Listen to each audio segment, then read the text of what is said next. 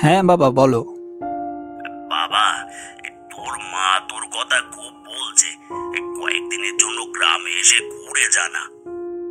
এখন তো কাজের অনেক চাপ, কি করে যাই বলো দেখি। পুরো বাপ মাকে আর কষ্ট দিস না বাপ, কতদিন তোর মুখ দেখিনি।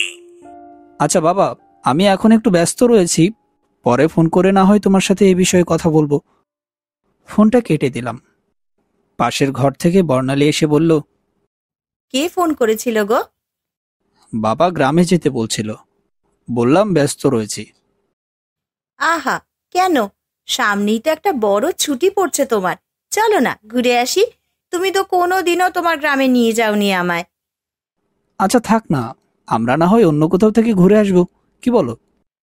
না, আমি তোমার গ্রামেই যেতে চাই, তোমার বাবা মার সাথে কিছুদিন কাটাতে চাই। একটাই তো অনুরোধ করছি, ফেলো না অনুরোধটা। বেশ, 4-5 দিনের জন্য চলো না হয়, গিয়ে একবার ঘুরে আসি। বর্ণালী খুশি হয়ে ঘর থেকে বেরিয়ে গেল, কিন্তু আমার মনটা ভারাক্রান্ত হয়ে রইল। গ্রামে সেদিনের পর থেকে আর যাইনি কখনো।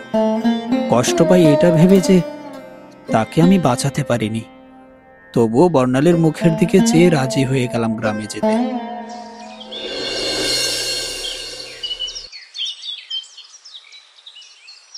পরদিন আমাদের গ্রামের উদ্দেশ্যে বেরিয়ে পড়লাম। সরু রাস্তা ধরে আমাদের জিপটা যখন গ্রামের দিকে এগিয়ে যাচ্ছিল, তখন আকাশে লালচে আভা।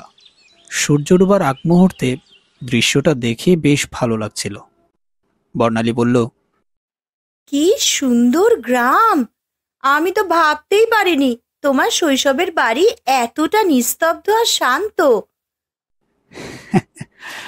হ্যাঁ শান্ত, কিন্তু এই নীরবতার ভেতরে অনেক গল্প লুকিয়ে আছে।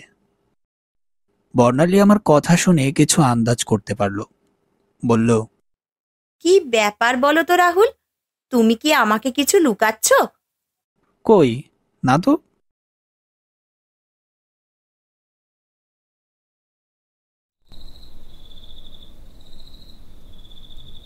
বেশ কিছুক্ষণ চলতে চলতে গাড়ি এসে দাঁড়ালো আমাদের বাড়ির সামনে। আমি আর বর্ণালী গাড়ি থেকে নামলাম। এই প্রথমবার বর্ণালী আমাদের বাড়ি এসেছে। বিয়ের পরে তাকে আর শহর থেকে গ্রামে নিয়ে আসিনি। আসলে নিজেও তো গ্রামটা একদম বয়কট করে রেখেছিলাম সেই ঘটনার পর থেকে। বর্ণালী অবাক চোখে আমাদের বাড়ির দিকে চেয়ে থাকে। এক সময়ের দোতলা জমিদার বাড়ি, রং উঠে গেছে, জানালা ভাঙা, উঠোনে ঝোপঝাড়। বর্ণালী বলল, এটাই তোমার বাড়ি? ওর কথার জবাব দিতে যাব ঠিক তখনই বাবা মা ঘর থেকে বেরিয়ে এলেন। আমায় দেখে মা বললেন, কত বছর পর এলি রে বাবা। তোর মা কতদিন ধরে অপেক্ষা করছিল, অবশেষে এলি। মা বর্ণালীকে দেখে বেশ খুশি হয়েছে। বলল, আয় মা, ভেতরে আয়। এতদিনে তোর পা পড়লো এই বাড়িতে, এখন থেকে এই বাড়ি আবার ভরে উঠবে। বাড়ির ভেতরে ঢুকতে বুকের ভেতরটা মোচড় দিয়ে উঠল। আর হবে নাই বা কেন, একটা পুরনো ছবি দেয়ালে ঝুলানো। চোখের সামনে এতদিন পরে ছবিতে সাথীর হাসি মুখটা দেখলাম। বর্ণালী লক্ষ্য করেছে আমার চোখ মুখের পরিবর্তন। তার মুখে কেমন একটা অদ্ভুত কৌতূহল। আর সেখানে বেশিক্ষণ দাঁড়িয়ে না থেকে আমাদের রুমে চলে গেলাম। শুতে শুতে বেশ অনেকটা রাত হয়ে গেল। আমার পাশে বর্ণালী শান্তিতে ঘুমোচ্ছে। গভীর ঘুমে ডুবে রয়েছে সে। অতটা রাস্তা আসার দখল তো রয়েছে, কিন্তু বর্ণালী শান্তিতে ঘুমিয়ে থাকলেও আমার দু চোখে কিছুতেই ঘুম আসছিল না। বিছানায় শুয়ে এপাশ ওপাশ করছিলাম। হঠাৎ একটা যেন ফিসফিস শব্দ শুনতে পেলাম। রাহুল, রাহুল। ধর্মর করে বিছানায় উঠে বসলাম। ও কার গলার আওয়াজ? বিছানা থেকে ধীরে ধীরে উঠে দাঁড়ালাম। তারপর করিডোরের দিকে পা বাড়ালাম। দেয়ালের দিকে চোখ পড়তেই বুকটা ধরাস করে উঠল। ও কার ছায়া? লম্বা চুলে কোনো এক মহিলা যেন দাঁড়িয়ে আমাকে হাতছানি দিয়ে ডাকছে। কেমন একটা অদৃশ্য টানে সেই ছায়া মূর্তির দিকে এগিয়ে যেতে থাকলাম। হঠাৎই খুব চেনা কণ্ঠস্বরে সে বলল, তুমি তুমি আমাকে ভুলে গেছো? দেয়াল থেকে ছিটকে সরে এলাম। তড়িঘড়ি শোবার ঘরে ফিরে গিয়ে বর্ণালীর দিকে তাকাতেই আঁতকে উঠলাম। বর্ণালী হঠাৎ বীভৎস খিঁচুনি খেয়ে পড়ে গেল মেঝেতে। চোখ উল্টে গেছে তার, ঠোঁট কাঁপছে। ও বলল, আমি আমি ফিরে এসেছি। শুনে চমকে উঠলাম। হে, তো সাথীর গলার আওয়াজ। হে, কি শুনছি আমি! বর্ণালী, কি বলছো এসব? কে ফিরে এসেছে? বর্ণালীকে দুহাতে ধরে ঝাঁকাতে থাকলাম। আস্তে আস্তে সে স্বাভাবিক হতে শুরু করলো। আমার দিকে কেমন ভাবে তাকিয়ে ওপাশ ফিরে বিছানায় শুয়ে পড়ল। কিন্তু আমার আর সে রাতে ঘুম এলো না।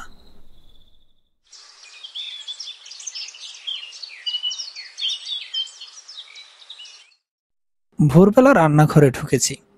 দেখি সেই সাত সকালে ভোরের আলো ফুটতে না ফুটতেই বর্ণালী রান্না করছে। বেশ অবাক হলাম। ওকে তো আজ অবধি কোনোদিনও দেখিনি এত সকালে ঘুম থেকে উঠতে। বললাম, কি ব্যাপার, আজ তো সকাল সকাল উঠে গেছো? শাশুড়ি মা তো আজ বেগুন ভাজি করবেন বলেছিলেন, কিন্তু তুমি তো বেগুন ভাজি পছন্দ করো না। ভাত, পোস্ত আর মাছের ঝোল, এটাই তো তোমার প্রিয়, তাই বানিয়ে দেওয়ার জন্য এলাম। তুমি এটা কিভাবে জানো? আমি তো কখনো বলিনি তোমাকে। বর্ণালী হঠাৎই রান্না থামিয়ে আমার দিকে ঘুরে তাকালো। ঠোঁটে একটা অদ্ভুত হাসি। বলল, আমি জানি রাহুল, সব জানি। কথাটা শুনে চমকে উঠলাম। ওই চাহনি, ওই কণ্ঠস্বর, আমি বুঝতে পারছি বর্ণালী আর বর্ণালী নেই। হঠাৎ করে রান্নাঘরের জানালার কাঁচ বিকট শব্দে ভেঙে যায়। সেই শব্দে বর্ণালীর হুঁশ ফিরে আসে। সে আঁতকে উঠে বলল, ও কি, জানলাটা ওইভাবে ভেঙে গেল কিভাবে? আমি রান্নাঘরে, আমার মাথাটা কেমন যেন ঘুরছে। ও কিছু নয়, কাল এতটা রাস্তায় এসেছো তো, চলো একটু বিশ্রাম নেবে চলো। রাতে বিছানায় ঘুমোচ্ছি, এমন সময় কি একটা অজানা অস্বস্তিতে হঠাৎ ঘুম ভেঙে গেল। পাশে তাকিয়ে দেখি বর্ণালী নেই। তড়িঘড়ি উঠে বারান্দায় বেরিয়ে দেখি বর্ণালী মন্ত্রমুগ্ধের মতো কোথায় যেন হেঁটে চলেছে। তার পেছন পেছন আমিও চলতে শুরু করলাম। বর্ণালী, বর্ণালী, কোথায় যাচ্ছ তুমি? আশ্চর্যভাবে আমার ডাক বর্ণালীর কান পর্যন্ত পৌঁছলো না। কোনো উপায় না পেয়ে তার পেছন পেছন আমিও চলতে শুরু করলাম। মাঝে মধ্যে কাকে যেন ডেকে উঠছিল সে। দাঁড়াও, শোনো, আমায় বলে যাও, কে তোমাকে যন্ত্রণা দিয়েছে? কে কষ্ট দিয়েছে তোমাকে? বর্ণালীর কাছে গিয়ে তার ঘাড়ে হাত দিতেই সে যেন এক ঘোর থেকে বেরিয়ে আমার দিকে তাকালো। বললাম, বর্ণালী, কখন থেকে ডেকে যাচ্ছি তোমায়, কোনো উত্তর দিচ্ছ না। কখন ডাকলে? আমি তো শুনতে পাইনি। কি বলছো? এত জোরে জোরে ডাকলাম। কোথায় যাচ্ছ তুমি? ওই যে, ওই মেয়েটা ঘরের বাইরে থেকে আমায় ডাকলো, বলল ওর নাকি খুব বিপদ, বলল ওকে নাকি কেউ খুব কষ্ট দিচ্ছে। কার কথা বলছো? এ বাড়িতে তো কোনো মেয়ে নেই, আমার মা বাবা ছাড়া এখানে আর কেউই থাকে না। কথাটা শুনে বর্ণালী কেমন যেন হতবাক হয়ে আমার দিকে তাকিয়ে থাকলো। বলল, কি বলছো? ও তো এসেছিল, নাম বলল সাথী। আতকে উঠলাম বর্ণালীর কথা শুনে। সাথীর ব্যাপারে ওকে তো কোনোদিনও কিছু বলিনি। বললাম, এ নাম তুমি কোথায় শুনলে? আহা, বললাম না তোমায়, ওই মেয়েটাই তো বলল। যাকে, আমার মাথাটা খুব ধরেছে, শরীরটা কেমন যেন ভারী হয়ে আসছে, আমি শুতে যাচ্ছি গো। আমার মনে একগাদা প্রশ্নের রাশ তুলে বর্ণালী ঘুমাতে চলে গেল। খাবার টেবিল ঘিরে সবাই বসে রয়েছি, কিন্তু কাল থেকে যা যা দেখলাম তা আমার মাথা থেকে কোনো মতেই বেরোচ্ছে না। বর্ণালীর দিকে তাকিয়ে বুঝতে চেষ্টা করলাম তার মনোভাব। সে কেমন যেন ভাবলেশহীন ভাবে বসে রয়েছে, খাবারে হাতও লাগাচ্ছে না। মারে, অত কম খাস না, ভালো মতন খা দেখি তো। এখন থেকে শরীরটার দিকে একটু খেয়াল রাখতে হবে তো। এখন থেকে তোরা ফিরেছিস, আমাদের দিন আবার বদলাবে। হঠাৎই বর্ণালী কেমন ফুঁসতে শুরু করলো। বিস্ফারিত চোখে দেখতে থাকলাম বর্ণালীর পরিবর্তন। হঠাৎই চোখ তুলে মায়ের দিকে তাকালো সে। মুখ দিয়ে গ্যাজলা বেরিয়ে আসছে, চোখ দুটো টকটকে লাল। এইসব দেখে মা ছিটকে সরে গেল সেখান থেকে। তোমরা তোমরা আমাকে ভুলে গেছো? ভুলে গেলে মা? আমি বর্ণালী নই, আমি স্বাতী। আমি চমকে উঠলাম। দেখলাম বাবা মার চোখ কেমন পাল্টে গেল সাথীর নাম শোনা মাত্রই। বাবা টেবিল ছেড়ে উঠে দাঁড়ালেন, বললেন, চুপ করো, সব ব্যাপারে মস্করা করা ভালো নয়। রাহুল, সামলা তোর বউকে। কথাটা বলা মাত্রই বর্ণালী কেমন ক্ষেপে গিয়ে থালাটা আছড়ে মাটিতে ফেলে দিল। ঘরের আলো জ্বলতে নিভতে থাকলো। আমার মা বাবা ভয়ে সিটিয়ে গেলেন। বর্ণালীর চোখ মুখ বিভৎস লাল রূপ ধারণ করলো। বলল, মস্করা করছি না আমি? সেদিনও মস্করাই করছিলাম, তাই না? বর্ণালী, কি করছো এসব? থামো।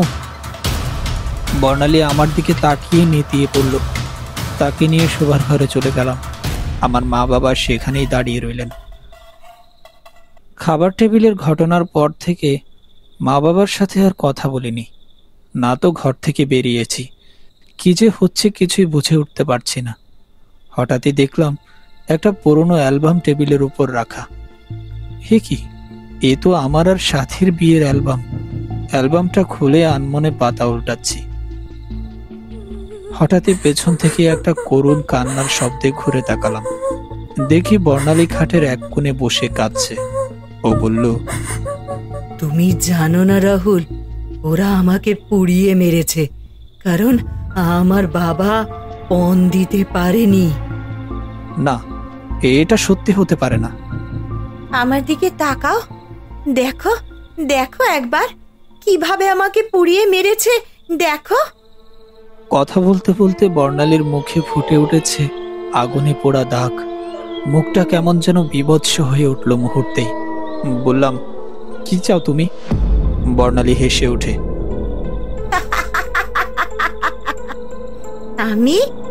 আমি প্রতিশোধ চাই। কথা শেষ করে বর্ণালীর দেহটা আবার খাটে নিতিয়ে পড়ল। সাহস করে কাছে গিয়ে দেখি মুখ থেকে পোড়া দাগগুলো মিলিয়ে গিয়েছে, কিন্তু ওর বলা কথাগুলো আমার বুকের মধ্যে ঘায়ের মতো দগদগ করছে।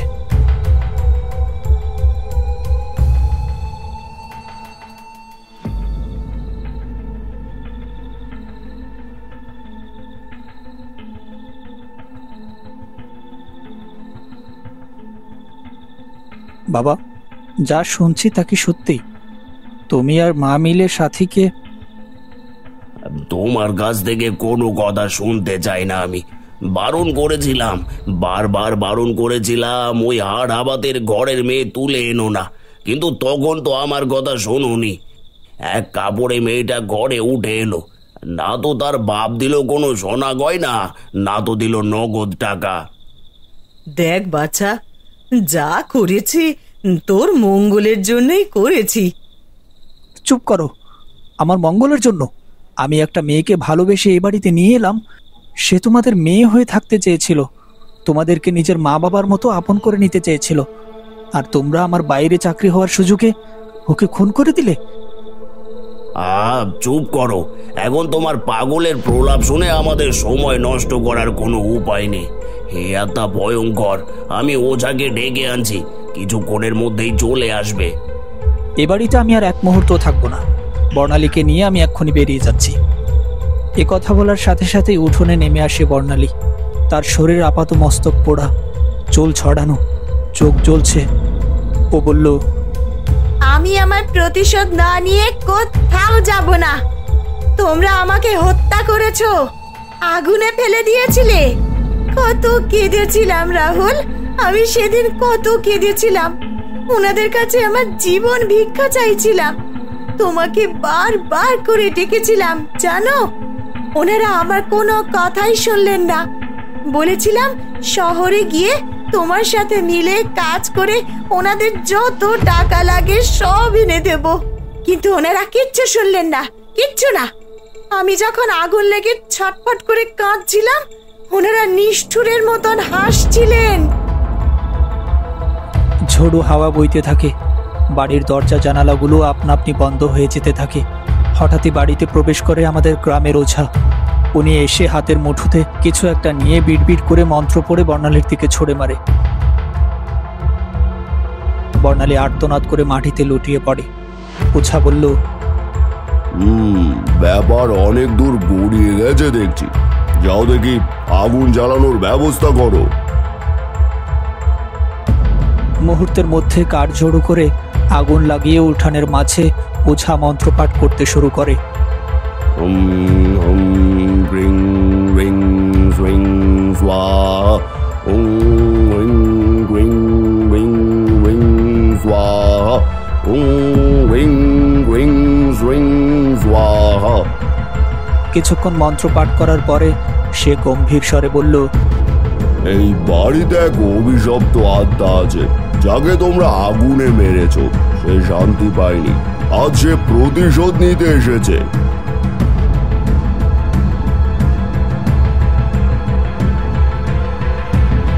মুহূর্তে বর্ণালীর দেহটা হাওয়ায় ভাসতে শুরু করে। ও বলল, তুমি আমায় তাড়াতে পারবে না, আমি ওদের রক্ত চাই। এই অশুভ শক্তি, এই দেহ থেকে বেরিয়ে যাও। কিন্তু ওঝার সব প্রচেষ্টা ব্যর্থ করে বর্ণালী ওঝাকে ছুঁড়ে ফেলে দেয়। ওঝার মুখ থেকে গল গল করে রক্ত বেরোচ্ছে। তিনি কাঁপা কাঁপা গলায় বললেন, ওকে থামানো যাবে না, ও প্রতিশোধ না নেওয়া পর্যন্ত থামবে না। তোমার বাবা মামাই মিথ্যে বলে এখানে ডেকে এনেছিলেন। ওনারা একবারও বলেননি যে কত নৃশংসভাবে ওনারা একটি নিরীহ মেয়েকে হত্যা করেছিলেন। ওর আত্মা যখন আমায় স্পর্শ করলো, আমি বুঝতে পারলাম ওর যন্ত্রণা। আমি তোমার বাবা মাকে বাঁচাতে পারবো না। ইতিমধ্যে বর্ণালী তার পোড়া হাত বাড়িয়ে এগিয়ে চলেছে বাবার দিকে। আমার বাবা মা প্রাণপণে চেষ্টা করে চলেছে পালাতে। বর্ণালী রূপী সাথীর আত্মা মায়ের শরীরটা নিমিষে তুলে নিয়ে দেয়ালে ছুঁড়ে ফেলে দিল। দেয়ালে আঘাত লেগে মায়ের মাথা ফেটে রক্ত বেরিয়ে ছিটকে পড়ল বাবার গায়ে। এরপর বাবার দিকে এগিয়ে গেল বর্ণালী। রক্তচক্ষু নিয়ে বাবার দিকে তাকাতেই বাবার শরীরটা উড়ে পড়ল যজ্ঞের আগুনের মধ্যে। বাবা আর্তনাদ করে উঠলেন। আমি আতকে তাকিয়ে রইলাম বাবার দিকে। চোখ থেকে জল গড়িয়ে পড়ছে, তাও আটকানোর চেষ্টা করছি না। বাবা বলল, রাহুল, বাঁচা আমাকে, রক্ষা কর, রক্ষা কর রাহুল, বাঁচা বাঁচা আমাকে। বর্ণালীও সেদিন তোমাদের এভাবেই ডেকেছিল, তাই না বাবা? তাকে বাঁচিয়েছিলে তুমি, এবার তোমাদের পালা। নিমিষের মধ্যে বাবার শরীরটা পুড়ে ছাই হয়ে গেল। সাথী, আমি ভুলিনি তোমাকে, বিশ্বাস করো। তুমি যাবার পরে প্রতিটা দিন কষ্ট পেয়েছি, আমায় ক্ষমা করে দিও। তুমি এত কষ্ট পেয়েছো, অথচ আমি কোনোদিনও এই বিষয়ে কিচ্ছুটি জানতে পারিনি। এভাবে বলো না রাহুল, যতদিন বেঁচে ছিলাম এই বাড়িতে হাজার অত্যাচার সহ্য করেও তোমার পথ চেয়ে থাকাটাই আমায় বাঁচিয়ে রেখেছিল।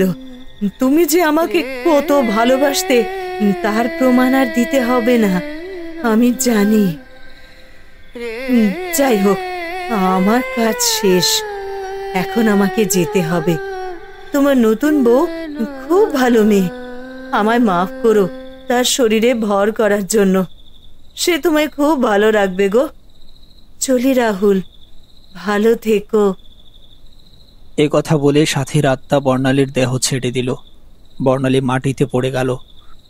বর্ণালী, ওঠো, চোখ খোলো।